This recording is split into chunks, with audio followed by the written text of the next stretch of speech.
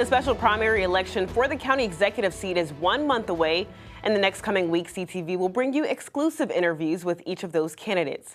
And joining us now in the studio is candidate George McDermott. Mr. McDermott, thanks so much for joining us today. Pleasure. Awesome. So you've been a business and victims' right advocate, but you have little to no political experience. So how do you think that your current experience and what you do now is going to help the residents of Prince George's County? Well, I have extensive experience in law and in government, and our government is failing 90% of our citizens. Our courts are failing 90% of our citizens. The majority of these candidates are coming on, are trying to get office, are lawyers, and they're not doing their job. In the first place, I don't believe that most of them even have a right under the FISA agreement of 1949. They surrendered their citizenship when they took their last oath of office.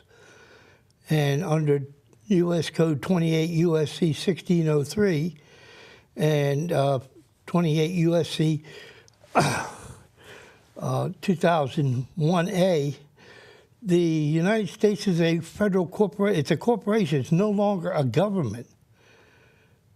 Now, I've given Gina some information on that, and you can back it up. It's out of the Constitution of the United States, printed 2024. Now, if not one court in the United States, the Supreme Court of the United States, to Maryland's highest court, will answer a certification of a question of law as to whether that law has been repealed. I've been fighting for this for 20 years. As a businessman, I wanted to build a $2.2 billion development at Branch Avenue and Suitland Parkway in 1992. And Governor Glendenning steps in with his mafia-controlled agents, and they steal my businesses that I had. 56,000-foot racket club, a 50,000-foot roller rink, a 13,000-foot hardware store. And since then, I have been fighting the fight for the people of Prince George's County to get honest government and to expose the waste, fraud, and corruption that's taking place in our state and federal courts. They don't care about our average citizens. 20,000 people have lost their homes to illegal foreclosures with forged documents. The state's attorneys will refuse to allow anybody to even file a complaint to get their cases heard in court. Under the Northwest Ordinance, you can't take sovereign soil of citizens of the United States of America without due process of the law and without a jury trial. Okay, so let's switch gears a little bit. So the county is in the midst of a $170 million budget deficit. So what are some of the things that you see as potential targets for some of those cost-cutting measures that you would put in place without compromising some essential services? Well, you shouldn't compromise. You should basically get 70% of the people in government and the lower up to the last 4% are hardworking public servants who do their job, that the oath of office they took, they do a good job. The top people in our government want that post so they can enrich themselves at the expense of all other citizens. If we just even tapped a little bit of white-collar fraud and mortgage fraud, the money that we get back, where our citizens are losing billions and tens of billions of dollars in illegal foreclosures. And yet the state's attorney won't allow anybody to file a complaint. The Justice Department won't allow anybody to file a complaint. The FBI won't allow anybody to file a complaint.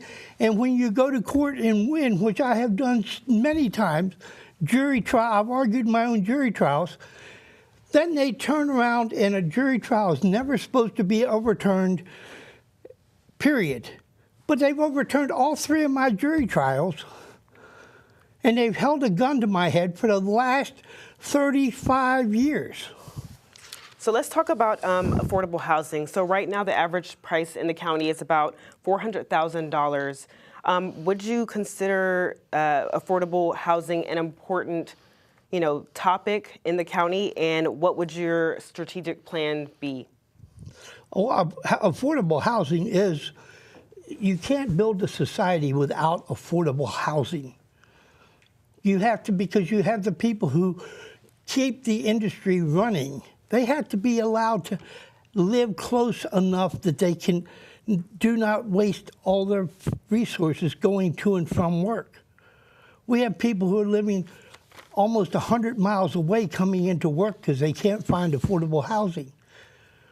We have lots of areas within Prince George's County, Maryland, inside the Beltway, which was Paris Glendenning and his mafia-controlled friends declared a red zone in 1984, and said that all the development is going to go outside the Beltway to their rich friends and landowners. Redevelop the inside. Redevelopment is where it's at. For 20 years, I redeveloped malls and shopping centers and worked on stores. And you have to build a base of workers that can have access to the facilities. So let's talk about economic development. It's a huge factor. What are some ways you would try to attract new business and bring that into the county? You got to stop the fraud and corruption in our government. It's out of control. I've got 20,000 docket entries and 120 court cases. I have hundreds of people I've interviewed. Not one of them ever get a jury trial. They have their homes taken from them, their businesses taken from them. The state's attorney won't allow any of them to file a complaint. The U.S. attorney won't. The governor's saying, "Oh, well, we need to give raise money." Well, stop giving these banks and international institutions, which are all foreign entities, stop giving them these breaks and clamp down and make them pay their average, their due on taxes, and stop giving them breaks and covering up for their theft of tax resources they use. All right, Mr. McDermott, thanks so much for joining us today in the studio. You have a blessed day, my dear. All right, make sure you turn in tomorrow as we introduce another candidate, Tanya Sweat, only on CTV News.